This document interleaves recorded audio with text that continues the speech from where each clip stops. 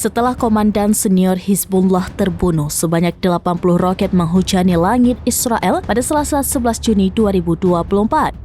Akibat serangan tersebut, sistem pertahanan udara Israel sibuk mencegatnya.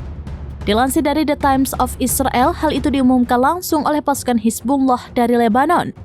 Menurut laporan tersebut, Hizbullah telah menembakkan sebanyak 80 roket ke arah Israel pada Selasa kemarin.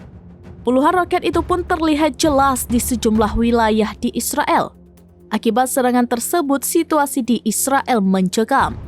Sistem pertahanan udara Iron Dome Israel juga tampak berupaya mengadang serangan roket Hizbullah tersebut. Namun, beberapa roket di antaranya dilaporkan berhasil menembus Iron Dome menghantam beberapa wilayah Israel. Meski demikian, Israel membantah adanya korban jiwa dalam serangan roket itu.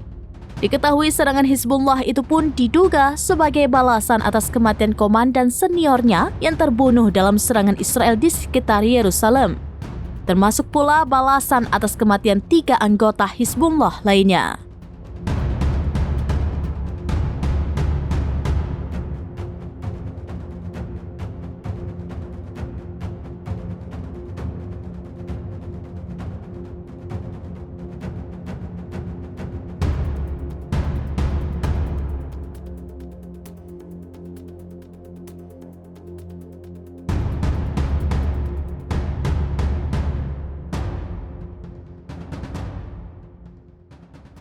Download Tribun X sekarang, menghadirkan lokal menjadi Indonesia.